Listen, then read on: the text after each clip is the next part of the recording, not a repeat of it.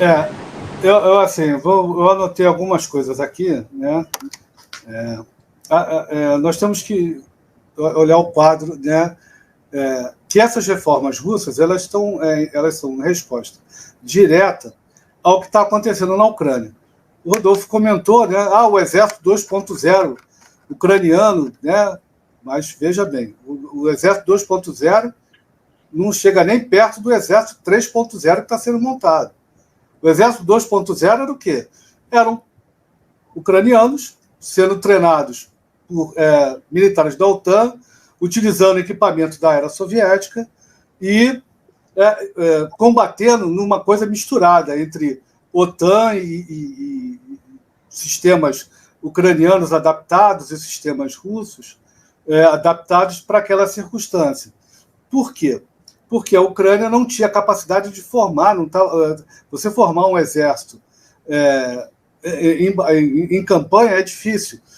Uma outra coisa, por quê? Se a gente for olhar lá, nas publicações que nós fizemos na História Militar em Debate, do que vocês falam aqui, esse exército ucraniano e as milícias, esse pessoal está sendo treinado desde 2014. Eles treinam com a Guarda Nacional da Geórgia, com a Guarda Nacional da Flórida. Os pilotos, né, foram para a Guarda Nacional de Nevada, né, foram em Nevada treinar. Então, quer dizer, você tinha equipamento russo, ou equipamento, desculpa, russo não, soviético, modernizado, com doutrina OTAN, vamos dizer assim, uma parte da doutrina OTAN. O que aconteceu? Esse exército 2.0 está sendo destruído, né? E o que está acontecendo? O que nós estamos vendo nesse momento? Eu não sei se o Rodolfo tem condições de colocar a série de equipamentos que foram mandados, né? Que a OTAN está mandando. Essa terceira. Você quer pôr aqui na tela, professor? O senhor quer pôr na tela? Rodolfo, manda para mim no zap, que é mais fácil.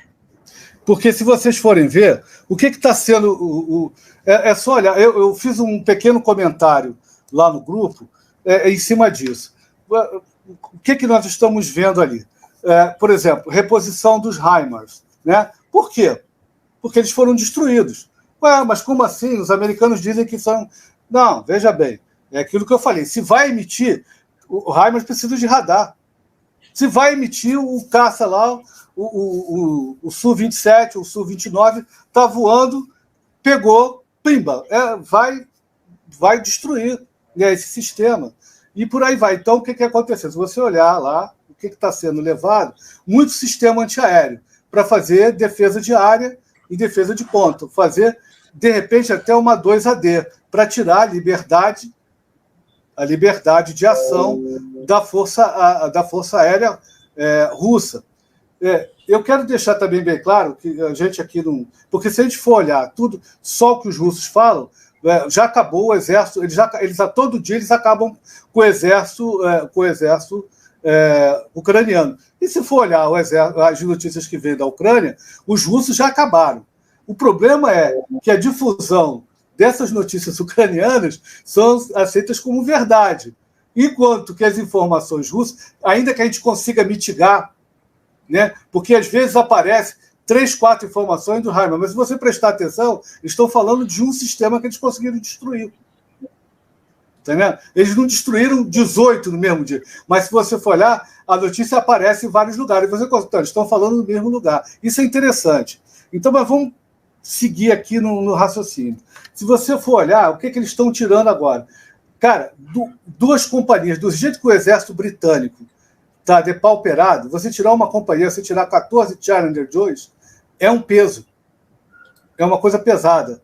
Você tirar esquadrões, a gente chama de esquadrão, né? Mas o certo é a companhia de tanque, com 12 a 14 blindados, né? De que você está tirando e está mandando para lá, é uma coisa diferente. Eu vejo isso, né? E quando você sabe que essa última leva, né, se eu não me engano, é a 8ª ou a 9ª chamada de conscrição, e ela está em torno de 150 a 180 mil ucranianos sendo chamados, isso é complicado. Isso é complicado, porque você tem o pessoal de logística, você tem o pessoal técnico. Nem todos os 150, 180 serão combatentes. E esses sistemas que estão sendo mandados, eles são... Uma coisa é você ter um sistema russo modernizado, ou soviético modernizado, que o ucraniano, de alguma forma, ele já tem o conhecimento, ele já tem como eu direi, um conhecimento, um certo tipo de treinamento. Você imagina operar um HIMARS. No exército americano, o HIMARS leva 6 meses para ser operado, com eficiência. Como é que o cara vai operar isso em 3 meses? Eu estou aqui especulando que serão 3 meses, mas nós temos que ver que existe um tempo entre o anúncio, a chegada no terreno e o treinamento das equipes. E é pelo menos, no mínimo, que nós vamos colocar aí para treinamento, para o cara saber operar com alguma eficácia, no mínimo 3 meses. Teoricamente serão mais. E aí me leva uma segunda questão, eu anotei aqui. Quem vai operar os HIMARS? Quem vai operar esses IRIS-T? Quem vai operar esses sistemas que estão vindo? Ucranianos? Claro que não. Claro que não. Não serão ucranianos. Serão mercenários contratados para esse tipo de operação. Tem essas coisas malucas aqui de 18... Esse aqui é o M109, esse aqui o Exército Brasileiro tem. Esse M109 já é ultrapassado, né? Os americanos têm coisa melhor, mas tudo bem, ok. Né? Viatura blindada, M117, os Strikers. Então, quer dizer, se você for olhar, 36 obus e 105 milímetros. Isso é um tiro e uma corrida, né? Sistema de bateria antimíssil Patriot. Isso aí, e as baterias NAMSAS, né, elas têm que ficar, elas são defesa de ponto. Entendendo? Aí você vê, né, o Canadá está oferecendo outra. Vamos descer, né, por favor. Né, os foguetes, Bryson, né, tudo isso aqui isso aqui já são armas mais ofensivas. Né? Os canhões autopropulsados, os veículos blindados de infantaria, isso aí junto com os 14 tanques Challenger 2, que é uma companhia, você faz uma força-tarefa poderosa de ataque. Aí você tem um outro esquadrão aqui embaixo, que a Polônia está oferecendo. E essa versão A4 é muito boa. Então, se você for olhar, o que está sendo oferecido aqui, neste momento, e a Alemanha ainda não respondeu se vai oferecer o Leopard 2 e qual Leopard 2 que ela vai oferecer, isso vai se formar e por isso que eu disse, Farinazzo e Rodolfo, que está sendo preparado um exército para fazer um contra-ataque poderoso. Por isso, teremos uma ofensiva, provavelmente de verão, temos que esperar o degelo, depois Rasputia, né, que é esse lamaçal que vai se formar, por ali ali por volta de março, abril, e aí quando o solo ficar duro de novo, você tem possibilidade de novos ataques. Por exemplo, esses sistemas IRIS-T são extremamente complexos, junto com as baterias Patriot. Como é que opera isso? O cara não vai operar isso com 3 meses. Ele vai precisar de mais tempo. Aí é que eu digo que tem mercenário, entre aspas. Por que mercenário, entre aspas? Serão militares da OTAN, né, se passando por mercenários ou alguma coisa parecida, trabalhando para a OTAN. Esse conflito está cada vez mais OTAN-Rússia, com a participação, com um grande número de coadjuvantes, né, anônimos ucranianos, mas cada vez mais é um conflito em cima disso. Outra coisa que me chama atenção quando você começa essas potências ocidentais da OTAN a passarem o seu principal inventário, o seu inventário de guerra. Ou seja, aquele equipamento que você tem, não mais de reserva, mas para uso efetivo em combate. Ou seja, se nós temos uma perspectiva de guerra, esse material vai ser todo revisado e é o que estará na linha de frente para atacar ou se defender do inimigo. Quando você faz isso, é que você pode observar, e isso já saiu nos anúncios do ano passado, um aumento significativo, dos orçamentos militares, e eles tiraram da gaveta dos planos, né, de modernização do seu arsenal. Ou seja, a panóplia militar da OTAN vai ser modificada, vai ser agora não mais modernizada, ela vai ser substituída por equipamentos novos, né, para fazer frente às novas ameaças e aqueles cenários projetados a partir das lições aprendidas na guerra da Ucrânia. É isso que está acontecendo. Né? Nós vimos agora a Alemanha falando de novo que vai construir o Leopard 3. Né? Nós estamos vendo uma aceleração dos projetos do caça de quinta geração, né? Anglo-alemão, e a gente não sabe se vão entrar os franceses, a gente não sabe quem vai entrar. Nós estamos vendo novas versões, né? Versões modernas de equipamento militar de alta eficiência, né? A partir dessas lições aprendidas. Isso nós estamos vendo que esse inventário militar atual da OTAN vai ser substituído e que nós vamos ver agora uma guerra com equipamento OTAN, doutrina OTAN, com muitos militares da OTAN participando diretamente como mercenários das operações de combate. É por isso que, na minha opinião, esse ano será fundamental, porque haverá um ataque. Os ucranianos estão se preparando para um contra-ataque, né?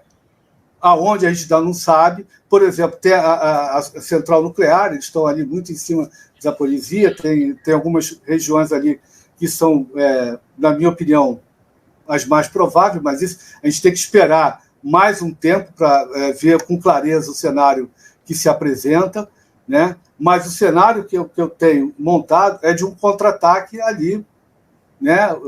Provavelmente, quando esse equipamento chegar e estiverem com o treinamento já adequado. Você também tem dois momentos que nós temos que ver qual a atitude que vai ser do Estado-Maior ucraniano. Porque, pelo aconselhamento da OTAN, há a necessidade de um recuo, né? Você recuar, você formar uma zona tampão, né? Você recua para áreas mais facilmente defensáveis, para deixar os russos alongarem e, ao mesmo tempo, se prolongarem suas linhas, né? Fazendo uma tática semelhante ao que eles fizeram no primeiro contra-ataque. E, segundo, se o Zelensky vai aceitar essa opinião. Na minha opinião, né, este é o segundo C, né, se o Zelensky continuar a peitar ainda a OTAN e manter unidades, etc., o tempo dele de governo vai ser curto, na minha opinião. Por quê? Porque muitos recursos estão sendo investidos. Se os ucranianos não conseguirem provar que são capazes de derrotar os russos em campo de batalha, né, a OTAN vai forçar uma solução diplomática. Por isso que eu digo que ano que vem esse cenário é o que se apresenta com, vamos dizer assim, 30%, 40% de possibilidades, né? Há um cenário que a Ucrânia consegue derrotar os russos, e aí os russos sabe-se lá o que vai acontecer, né? Aí a gente teria que especular se o governo Putin cai, o que vai acontecer, né? Mas existe o outro cenário que os russos conseguem, no mínimo, de duas uma, ou deter a ofensiva da OTAN, né? Eu já não falo nem mais ucraniano, já falo deter a ofensiva da OTAN, e aí consegue jogar a negociação em termos mais favoráveis, ou eles conseguem remover a atual liderança para que se estabeleçam melhores condições para uma provável negociação. Veja, tudo isso é muito difícil de acontecer. Essa especulação que eu estou trazendo aqui para vocês em forma de cenários está partindo do pressuposto da lista que os senhores estão vendo. Daquilo que a gente soube da última mobilização, da preparação desse, que está muito maior, está muito mais lenta do que foi o exército ucraniano 2.0.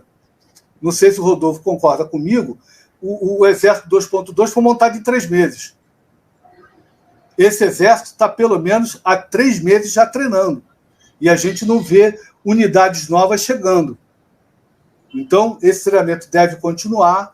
A princípio, né, a princípio, né, para alguma outra operação militar, que eu acredito que seja ofensiva, mais à frente do calendário, obedecendo um pouco aí a questão climática. Tá? Desculpa se eu me alonguei, por favor. Tranquilo, professor. Deixa eu falar uma coisa que vocês estão o Rodolfo talvez conheça, talvez o senhor não tenha conhecimento disso. Tem um bordão aqui no Arte da Guerra, que é o Minha Cabeça Dói. O que é Minha Cabeça Dói? Quando a gente traz para o público um conhecimento que não está na imprensa, então o pessoal começa a ficar maluco, né? Porque realmente vai mudando a visão das coisas. Então o pessoal brinca muito. Quando o pessoal fala Minha Cabeça Dói, é porque a live realmente